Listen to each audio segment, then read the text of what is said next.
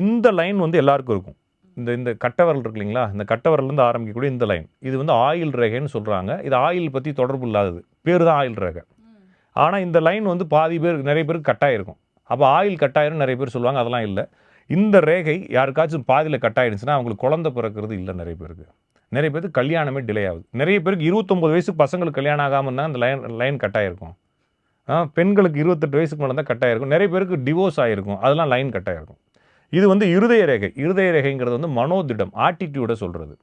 இது வந்து புத்தி ரேகை, என்னுடைய இன்டெலிஜென்ட்டை சொல்கிறது. அப்போ இந்த 3 ரேகைகளும் எப்பயுமே எல்லாருக்கும் இருக்கும். இந்த ரேகை நைஸாக இருந்துச்சுன்னா பிரச்சனை இல்லை. அழகாக நைஸாக ஆரம்பித்த இடத்துலேருந்து கடைசி வரைக்கும் முடிஞ்சிடணும். இங்கே ஆயில் ரேகை ஆரம்பித்தா இங்கே முடிஞ்சிடணும். சிலருக்கு இங்கே வரைக்கும் ஓடிட்டு பாதியில் நின்றோம், அதுக்கு மேலே வண்டி ஓடாமல் நின்றோம். அப்போ என்ன ஆகும்னா அவருடைய லைஃப்பில் ஏதோ ஒரு ஃபேமிலி லைஃப்பில் ஏன்னா சந்ததி விருத்திகளில் பஞ்சாயத்து வரப்போகுதுன்னு அர்த்தம்.